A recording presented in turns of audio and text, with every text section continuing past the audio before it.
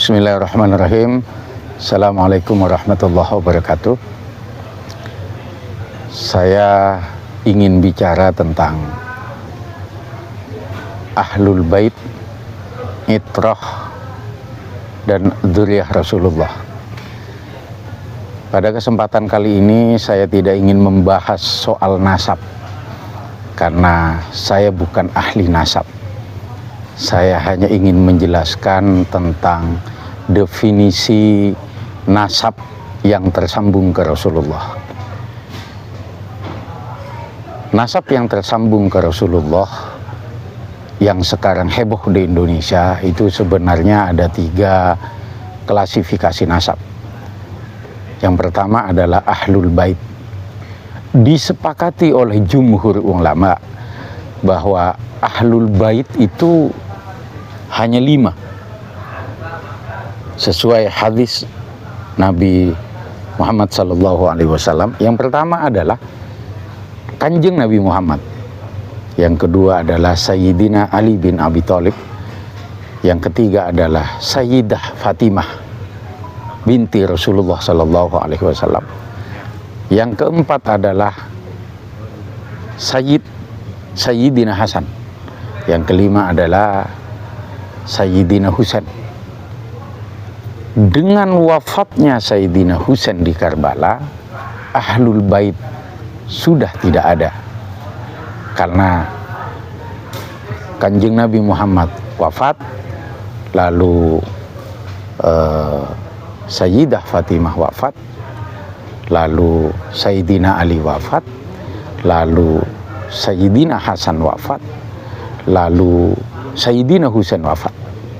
Maka Ahlul Bait selesai, tutup buku dengan wafatnya Sayyidina Husain. Apakah dzurriyyah Rasulullah kemudian terputus dengan wafatnya Sayyidina Husain? Tidak. Dzurriyyah Rasulullah terus menyebar di muka bumi, tapi sudah tidak disebut Ahlul Bait, melainkan disebut dzurriyyah. Nah, ada dzurriyyah biasa-biasa saja, ada dzurriyyah istimewa. Nabi melahirkan manusia istimewa, yang itu dzurriyyah Nabi, yang ini disebut Itrah. Nah, Itrah ini kemudian ada 2 pendapat. Itrah adalah wali-wali Allah, keturunan Rasulullah, ulama-ulama alim, keturunan Rasulullah, yang kealimannya luar biasa, sehingga oleh sebagian golongan seperti Syiah disebut imam. Tapi di kalangan Aswaja, di kalangan Nahdlatul Ulama disebut ulama, dan yang teristimewa disebut wali.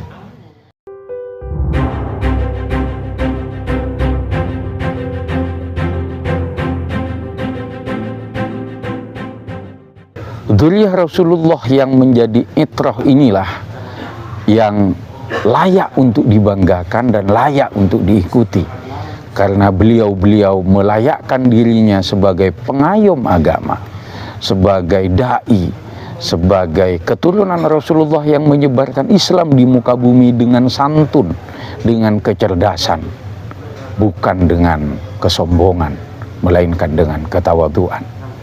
Lalu selanjutnya, ya, dzurriyyah Rasulullah secara umum. Dzurriyyah Rasulullah secara umum ada banyak di dunia.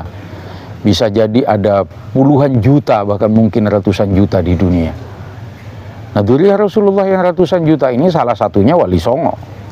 Wali Songo itu dzurriyyah Rasulullah, keturunan Rasulullah. Sungguh sedih ketika mendengar ada orang yang berpendapat dzurriyyah Wali Songo itu terputus. Hampir semua pesantren besar dan pesantren tua di tanah Jawa adalah dzurriyyah Wali Songo. Sementara para wali yang disebut dengan Wali Songo adalah dzurriyyah Rasulullah. Namun kami, orang-orang yang terlahir dari dzurriyyah Wali Songo, kami tidak berani untuk mengaku sebagai dzurriyyah Rasulullah karena bebannya luar biasa. Sekali lagi pada kesempatan kali ini saya hanya ingin menjelaskan, dzurriyyah dan ahlul bait itu beda. Dzurriyyah biasa dan itrah itu beda. Ahlul bait terhenti dan putus nama ahlul bait ketika Sayyidina Husain wafat di Karbala. Lalu dzurriyyah Rasulullah yang hebat-hebat itu bernama itrah, dan itrah ini tidak banyak di zamannya. Bisa jadi kurang dari 100 di setiap 100 tahun. Jadi tidak semua mereka yang mengaku Habib, Sayyid, Syarif disebut itrah, nggak bisa. Klasifikasinya adalah keilmuannya diakui oleh dunia, kealimannya diakui oleh dunia. Kalau hanya ceramah dan maki-maki di Republik Indonesia, ya mestinya mereka sadar diri bahwa di negara Pancasila ini sudah menerima dengan baik kehadiran mereka, itu sudah luar biasa. Jadi sekali-kali harus mencoba untuk berkaca pada pengertian Muslim Indonesia yang menerima Habib dengan sambutan luar biasa.